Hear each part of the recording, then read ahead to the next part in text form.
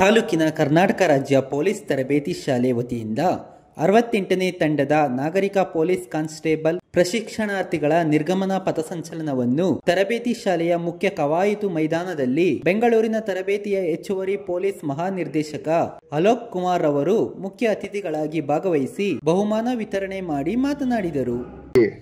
ಇವತ್ತಿನ ನಿರ್ಗಮನ ಪಥಸಂಚಲನದಲ್ಲಿ ಭಾಗವಹಿಸಿದಂತಹ ಮತ್ತು ನಿರ್ಗಮನವನ್ನ ಹೊಂದಿರುವಂತಹ ನಮ್ಮ 348 ಜನ ಪ್ರಶಿಕ್ಷಣಾರ್ಥಿ ಬಂಧುಗಳೇ, ಇವತ್ತಿನ ನಿರ್ಗಮನ ಪಥಸಂಚಲನ ಕಾರ್ಯಕ್ರಮ ಅದು ವ್ಯತಿರಿಕ್ತವಾಗಿ ಸನ್ನಿವೇಶದಲ್ಲಿ ನಾವು ಮಾಡ್ತಾ ಇದ್ದೀವಿ. ಯಾಕೆಂದ್ರೆ ಇಡೀ ರಾತ್ರಿ ಮಳೆ ಆಗಿದ್ದ ಕಾರಣ ನಮಗೆ ಕ್ವಿಕ್ ಮಾರ್ಚ್ ಮತ್ತು ಸ್ಲೋ ಮಾರ್ಚ್ ಏನು ಮಾಡಬೇಕಾಗಿತ್ತು, ಅದು ಮಾಡಕ್ಕೆ ನಮ್ಮ ಪ್ರಕಾರ ಇದು ಆಗಿಲ್ಲ. ಅದಕ್ಕಾಗಿ ನಾವು ಈ ಕವಾಯತ್ಗೆ ಮೊಟಕುಗೊಳಿಸಿ ಈಗ ಮಾತ್ರ ಪೀಲಿಂಗ್ ಆಫ್ಗೆ ನಾವು ಸೀಮಿತಗೊಳಿಸಿದ್ದೀವಿ. ಆದರೆ ಇದು ದಿವಸ ಏನಿದೆ, ನಾವು ಯಾಕೆ ನಿಮಗೆ ಇಷ್ಟು ಮಳೆ ಆಗಿದ್ರೂ ಕೂಡ ಪೀಲಿಂಗ್ ಆಫ್ ಇಲ್ಲಿ ಮಾಡ್ತಾ ಇದ್ದೀವಿ, ಯಾಕೆಂದ್ರೆ ಈ ದಿನ ನಿಮ್ಮ ಬದುಕಿನಲ್ಲಿ ಮನೆಯಲಾರದಂತಹ ನಮ್ಮ ಪ್ರಕಾರ ದಿನ ಇದು. ಈ ಮರೆಯಕ್ಕೆ ನಿಮ್ಗೆ ಯಾವ ಟೈಮ್ಗೆ ನಿಮ್ಗೆ ಆಗಲ್ಲ ಇದು. ಯಾಕೆಂದ್ರೆ ನಿಮ್ದು ಕನಸು ಏನಿತ್ತು ಅದು ನಿಜವಾಗಿ ಈಗ ನೆನಸಾಗ್ತದೆ. ನಾವು ಸರ್ಕಾರಿ ಸರ್ವಿಸ್ ಸೇವೆಗೆ ನಾವು ಸೇರಬೇಕು, ನಾವು ಪೊಲೀಸ್ ಇಲಾಖೆಯಲ್ಲಿ ಕೆಲಸ ಮಾಡಬೇಕು. ಇದು ಈಗ ನೀವು ಹೊಸ ಬದುಕಿನಲ್ಲಿ ನೀವು ಹೆಜ್ಜೆ ಇಡ್ತಾ ಇದ್ದೀವಿ. ಯಾಕೆಂದ್ರೆ ಇಷ್ಟು ದಿವಸ ನೀವು ತರಬೇತಿದಾರಾಗಿ ಪ್ರಶಿಕ್ಷಣಾರ್ಥಿಯಾಗಿ ನೀವು ಕೆಲಸ ಮಾಡಿದ್ದೀರಿ. ಆದ್ರೆ ಈಗ ನಿಜವಾದ ಜವಾಬ್ದಾರಿ ಏನಿದೆ ಅದು ನಿಮ್ಗೆ ಸಿಗುತ್ತದೆ. ಮತ್ತೆ ಜವಾಬ್ದಾರಿ ಜೊತೆಗೆ ನಿಮ್ಗೆ ಅಲ್ಲಿ ಒಂದು ಅಕೌಂಟಬಿಲಿಟಿ ಕೂಡ ನಿಮ್ಗೆ ಇರುತ್ತದೆ. ಅದು ಏನ್ ನಿಮ್ಗೆ ಅಥಾರಿಟಿ ಕೊಡ್ತಾರೆ ನಾವು ಕೊಡ್ತೀವಿ, ಅದರ ಜೊತೆಗೆ ನಿಮ್ಗೆ ಅಕೌಂಟಬಿಲಿಟಿ ಕೂಡ ಆಗುತ್ತದೆ. ಆದರೆ ನಮ್ಮ ಪ್ರಕಾರ ಕಳೆದ 10 ತಿಂಗಳಲ್ಲಿ ನಿಮ್ಮೆಲ್ಲರಿಗೆ ನಿಮ್ಗೆ ವೃತ್ತಿಪರ ಜೀವನ ಆಗಲಿ, ನಿಮ್ದು ವೈಯಕ್ತಿಕ ಜೀವನ ಆಗಲಿ, ಅದು ನಿಮ್ಗೆ ಏನೇನು ನಿಮ್ಗೆ ಒಂದು ತರಬೇತಿ ನಾವು ಕೊಡಬೇಕು, ಅದು ತರಬೇತಿ ನಿಮ್ಗೆ ನಾವು ಕೊಟ್ಟಿದ್ದೀವಿ.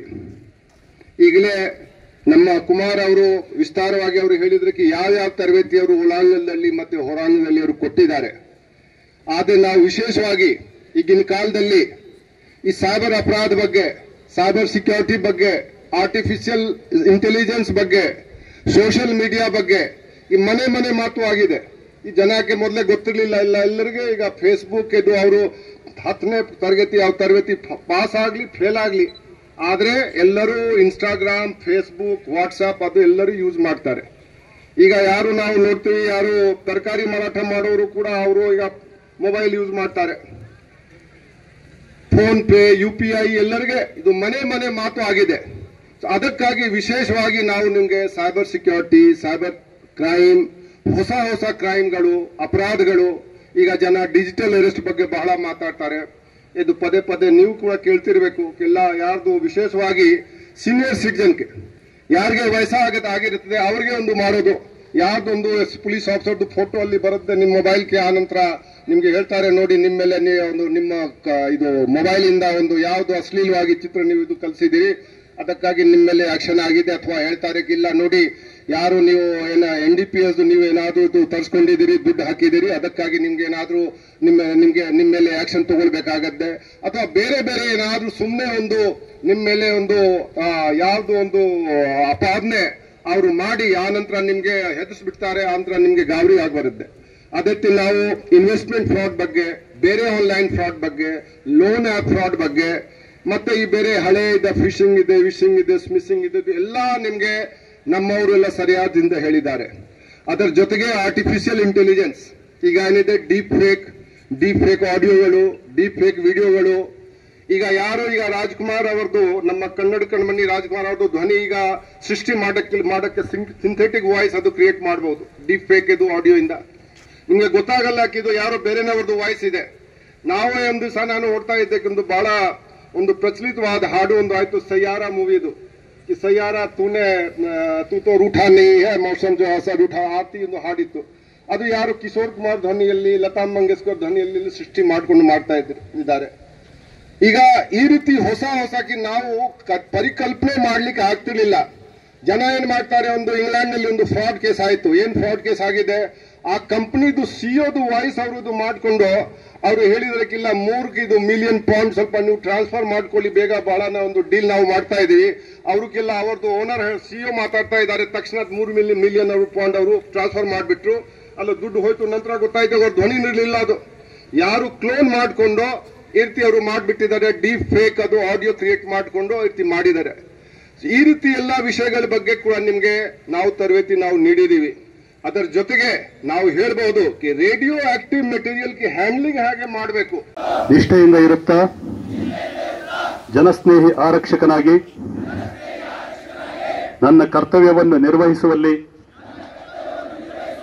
ಯಾವುದೇ ರೀತಿಯ ಭಯ ಅಥವಾ ದಾಕ್ಷಿಣ್ಯ, ದ್ವೇಷ ಅಥವಾ ಅಸೂಯೆ,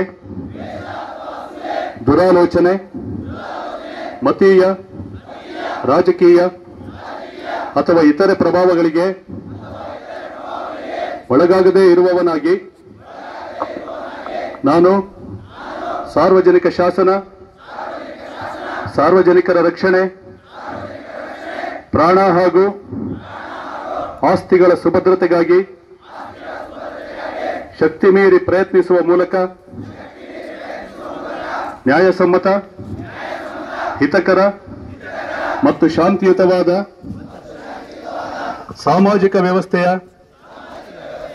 ಅಭಿವೃದ್ಧಿಗಾಗಿ ಶ್ರಮಿಸುತ್ತೇನೆಂದು ಪ್ರತಿಜ್ಞೆ ಮಾಡುತ್ತೇನೆ. ಜೈ ಹಿಂದ್, ಜೈ ಹಿಂದ್, ಜೈ ಹಿಂದ್. 5ನೇ ತಂಡದ ನಾಯಕತ್ವ ಜಲಾಲಿ ಕೆ.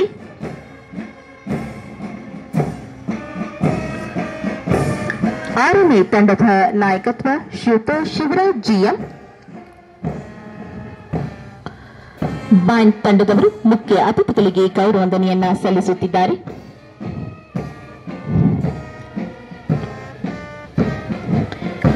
ಏಳನೇ ತಂಡದ ನಾಯಕತ್ವ ಹಾಗೂ ಧೈರ್ಯ ಶೌರ್ಯಗಳಿಗೆ ಹೆಸರಾದ ಪೊಲೀಸ್ ಧ್ವಜ ಕವಾಯಿತು ಮೈದಾನಕ್ಕೆ ಆಗಮಿಸುತ್ತಿದ್ದು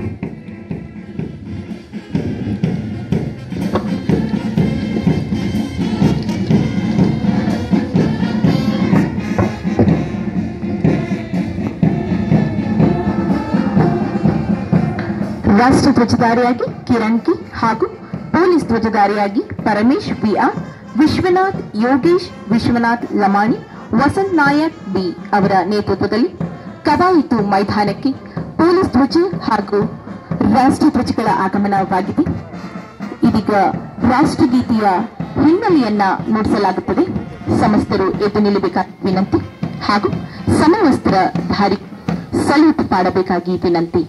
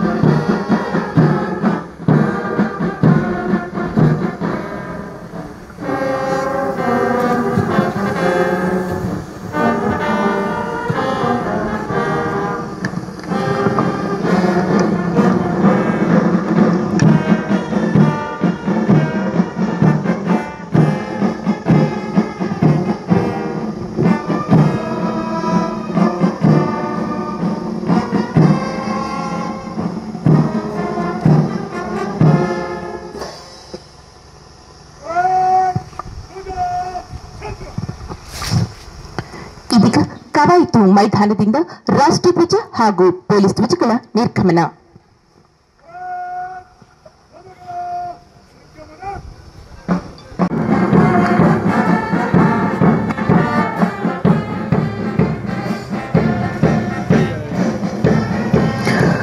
ಮತ್ತೊಮ್ಮೆ ಸಾರಿ ಜಹಾನ್ ಸೆ ಅಚ್ಚ ಎಂಬ ಮಧುರವಾದ ಹಿನ್ನೆಲೆಯ ಸಂಗೀತದೊಂದಿಗೆ ರಾಷ್ಟ್ರ ಧ್ವಜಧಾರಿಯಾಗಿ ಕಿರಣ್ ಹಾಗೂ ಪೊಲೀಸ್ ಧ್ವಜಧಾರಿಯಾಗಿ ಪರಮೇಶ್, ವಿಶ್ವನಾಥ್ ಯೋಗೇಶ್, ವಿಶ್ವನಾಥ್ ಲಮಾನಿ. ಇದೇ ಸಂದರ್ಭದಲ್ಲಿ ಕಲಬುರಗಿಯ ಪಿಟಿಸಿಯ ಪ್ರಾಂಶುಪಾಲರು ಹಾಗೂ ಪೊಲೀಸ್ ಅಧೀಕ್ಷಕರಾದ ಡೆಕ್ಕಾ ಕಿಶೋರ್ ಬಾಬು, ಮೈಸೂರು ಕೆಪಿಎ ಪ್ರಭಾರ ನಿರ್ದೇಶಕರು ಹಾಗೂ ಉಪನಿರ್ದೇಶಕರಾದ ಚನ್ನಬಸವಣ್ಣ, ಬೆಂಗಳೂರು ದಕ್ಷಿಣ ಜಿಲ್ಲೆಯ ಪೊಲೀಸ್ ಅಧೀಕ್ಷಕರಾದ ಆರ್ ಶ್ರೀನಿವಾಸ್ ಗೌಡ, ಮೈಸೂರು ಪಿಟಿಎಸ್ ಪ್ರಾಂಶುಪಾಲರು ಹಾಗೂ ಪೊಲೀಸ್ ಅಧೀಕ್ಷಕರಾದ ಗೀತಾ ಎಸ್ ರವರು ಉಪಸ್ಥಿತರಿದ್ದರು.